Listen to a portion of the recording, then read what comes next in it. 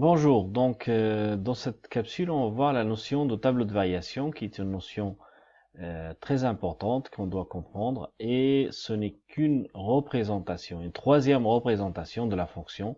La fonction peut être représentée par un graphique, par un tableau de valeur, et pour un tableau de variation. Donc la définition. D'abord, un tableau de variation, il y a deux lignes et deux colonnes. Dans la première ligne, on met les valeurs de x, les antécédents.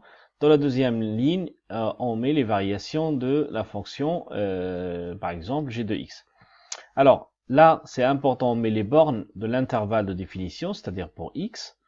Après, on met les valeurs où elles changent de variation et des flèches qui indiquent si la fonction est croissante ou décroissante selon les cas. Voilà, donc cette flèche-là, elle indique que la fonction est constante. Elle n'est ni croissante ni décroissante. Dans cette partie-là, la fonction, on dit qu'elle est strictement croissante de l'intervalle moins 5 à moins 2. On dit sur exactement cette écriture-là, sur moins 5, moins 2, et surtout intervalle includant moins 5, moins 2. Par exemple, un intervalle plus petit, la fonction aussi elle est croissante. La deuxième, là, la fonction est toujours constante, et tout intervalle dedans, elle est constante. Là, intervalle décroissante, et un intervalle qui est plus petit dedans, ça peut être la fonction est toujours décroissante. Voilà. Ici, ces valeurs-là, c'est les valeurs de l'image, c'est-à-dire sur l'axe des antécédents. Alors, par exemple, le moins 3 là, c'est ce moins 3 là. Le 2, donc la fonction, elle monte jusqu'à 2. Donc là, on trouve là.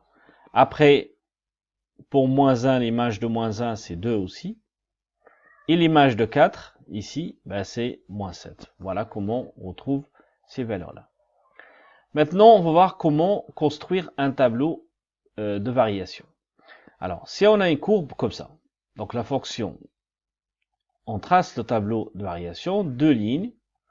La première ligne, il y a les antécédents. La deuxième ligne, il y a les variations de g de x. Et donc, on commence exactement par tracer des flèches, comme ça. De là jusque là. Après, une deuxième flèche qui va là jusque là, selon la fonction.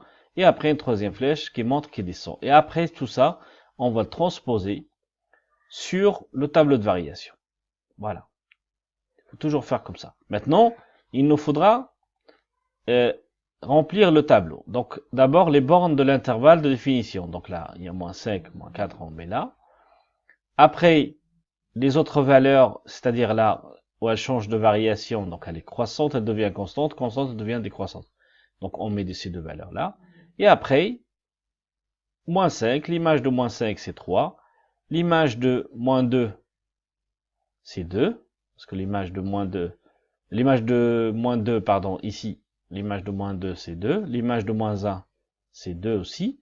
Et l'image de 4, c'est moins 7. Et voilà, on a rempli le tableau de variation à partir d'un graphique. La dernière notion de cette capsule, c'est comparaison d'images. Alors, quand on a un tableau de variation et on veut comparer des images, on va essayer de trouver sur l'axe des x là. Donc, moins 4, moins 3. Donc, moins 4, moins 3 se trouve ici.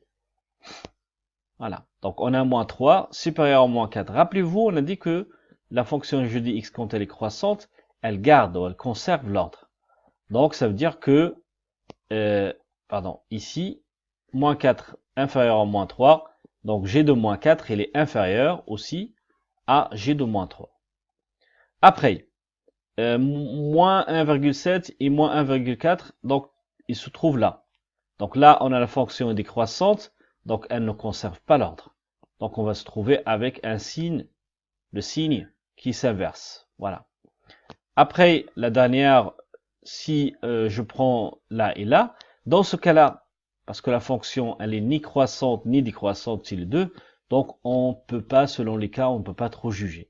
On peut pas savoir, on peut pas dire que l'image de moins 0,9 est supérieure ou inférieure à l'image de moins 1,4. Voilà.